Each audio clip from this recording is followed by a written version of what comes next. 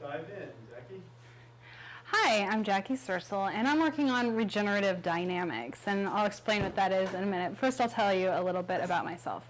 I grew up in Wichita, Kansas, and I got a full-ride scholarship to the University of Oklahoma in 2001, where I studied physics and East Asian Area Studies. I studied physics because I am obsessed with figuring out how the universe works on the most fundamental level. And I study East Asian Area Studies because I'm interested in Buddhism and Taoism and that way of thinking about the world. And I like to combine those, so I'm a big metaphysics nerd. But I went to school and I quickly got involved with activists and doing community organizing. I fell in with a group of anarchists called the Wingnuts, and we used to have weekly discussion every week. We talk about philosophy and all the problems in the world and all of the solutions that people were coming up with in crazy, great places like New York and San Francisco and all the things that other people were doing that we really wanted to recreate in Norman. And I got really excited about that. It was a lot more interesting than doing math and history homework. And so I decided to leave school, and I started my career as a full-time community organizer. So I started a housing co-op, and we started doing all these projects. We had a lending library and info shop in our living room with hundreds of books and thousands of zines that we collected. We started a community garden network. We had several community gardens, and then we'd go to different people's houses and work on their gardens every week. We did a food not bombs, so we would dumpster dive and then we'd cook it up and serve it in the park on the days that the soup kitchen was closed, and we tried to do a bike share program. And I basically lived in a sharing economy for 5-6 years because I barely worked. I worked about 10 hours a week modeling for art classes and just did community organizing full time. But nearly all of those projects had a really strong start and we got something going, but then when it got a little bit more complicated and there were difficult decisions to make and people needed to start taking more responsibility, they fizzled. And it wasn't due to any lack of imagination or motivation. It was due to, I think, two things. And one was that we were using a consensus decision-making process, so everyone had to agree on everything or nothing happened. And secondly, there was a big culture of anti-authoritarianism to the point where nobody could be in charge of anything. So, if anybody started to kind of take leadership on something, there was this pushback of, you can't be in charge. And so anyone who did take leadership wasn't respected and didn't have the support that they needed to really carry things forward. So I decided I needed a different way of doing things, and so I started my own business, and I had an organic gourmet mushroom farm with my ex-husband, and I got a grant from the USDA. And my idea with that was to start a business and get it going and then bring in other people and make it a worker-owned co-op and to build it up and create a community around that. And I also got involved at the Oklahoma Food Co-op, which is one of the biggest food co-ops in the country, over 3,000 members, over 100 producers all over the state, and I was the vice president of producers. And so I was involved in these bigger, better functioning ones, but I was still coming across the same problems. There was a lot of confusion around decision making. We didn't have very good interpersonal connections with each other, and things seemed just stagnated. It was really hard to get anything going past a certain level. And so I just decided that I really wanted to figure out what is it on the most fundamental level that makes an organization or any group of people really thrive, really just take off and build and grow and evolve and change and be healthy and happy. What are the fundamental things that need to be in place to make that work? Because I did not want to get involved in anything else until I had a really good understanding of that and felt like I knew what it took and could implement it. And so I went on a quest, and I went back to school. I enrolled in Gaia University, which is an international eco-social design school. So I got connected with people all over the world who live in eco-villages and teach permaculture and are doing these kinds of projects. And then to add a little more fuel to the fire, I came here. And I've been just piling on as much information as I could find and trying to make sense of it so that I can have some sort of a framework that the next time I start an organization or help someone else do it, that we have all the pieces in place to make it really work.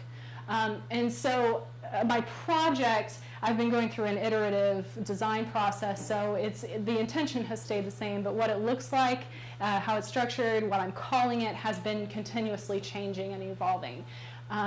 What I've got now is what I'm calling regenerative dynamics. And this is a framework, it's really a tool that organizations could use to make sure that they're covering all the bases.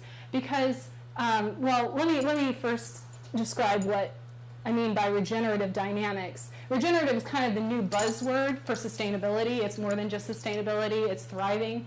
And so regenerative dynamics are forces that stimulate radical change or progress within a system for the better. So what is the force that generates that change or progress? I mean, what is that? Can anybody tell me? Like, what's the initial force in a group of people that creates change or progress? An idea. An idea? Share a challenge. I think somebody said it. Shared vision? Kind of.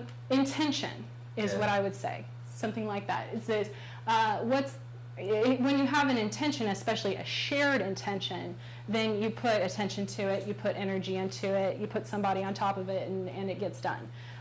So I've come up with this list of intentions that I think that any healthy social organism, whether it's an intentional community or a business or a nonprofit or a church, basic level intentions that produce this kind of healthy, thriving system.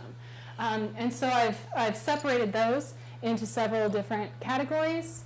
We've got social dynamics, organizational dynamics, ecological dynamics, and as you can see, some examples. Social is cultivating inner peace, deepening human connection, meeting human needs, creating leaderful communities, and supporting healthy behaviors. Now, I mean, these are pretty general, but under each one of these, you've got this whole set of tools. And we all know tons of tools. Every time you go to a conference or take a leadership seminar or something that's teaching about organizations, they pile on the tools. You know, here's this tool and that tool and that tool. But what I think is kind of lacking is this overall cohesive context for those tools and how to bring them together in a meaningful way that they can work together. And so I've just created this framework, and you can come off of this and see how there's tools to meet each one of these things. And then off of that, there's lists of organizations that are using those tools or teaching those tools or implementing those tools. So in one way, this is a tool for your organization to figure out, okay, do we have all of these intentions? You know, and if so, how are we paying attention to them? How are we achieving them? And you can see all of the possibilities for ways that could be done, and you can decide for your group what's the most appropriate given your context and your group's dynamics and how things work. But one thing that I really want to do with this is to build an epistemic community, is to build a community that produces information, so that when all of these, self-directed learning organizations, when someone does a project or when someone starts an organization, not only are they reporting on what the outcome of their project is, but they have this framework to intentionally choose what tools they're using to form and bring their group together, and then they can also write a report on how those tools worked and what worked well together and what didn't, and add that to this. So it's not just static, one way, like Wikipedia type information. This is a dynamic, constantly growing tool where someone who's interested in using agile development can see all of these groups that have already used it and see how it worked for them and how they combined it with other tools and how well that worked or how they tweaked it to work for them. So it's more than just one way, and this is also, I see this as being an open source project that everyone can be involved with, anyone can be involved with. They can add to this, they can change it around. I mean, I have these lists of intentions, but they do not have to stay the same. They can change, they can evolve. Other people could add intentions. But I want to use this as the center of a teaching, some sort of an organization that teaches people about how to create sustainable social organisms, possibly just going into one of these existing action learning environments or some sort of consulting firm and using this and just building up a community of people who are using it. So that's the big vision, is that we'd have this big community of people and lots of information and people using it to connect with each other, because beyond this list of organizations, you could have a list of people that are in those organizations or that are experts in these things, and you could use it to connect people together from across the spectrum, from the ecological side to the organizational side to the social side, connecting all of these people and organizations together. So that's the big vision. My next steps are to work on this some more myself, and I welcome any input. And I guarantee every person in this audience probably has one of these topics that they know something about, that you've used something, you've used some tool, or you know of an organization. Just throw them at me and I'll just write them down and add them. But I'm also would be happy to give people access to this map so you can add things yourself. And this is just a continuously evolving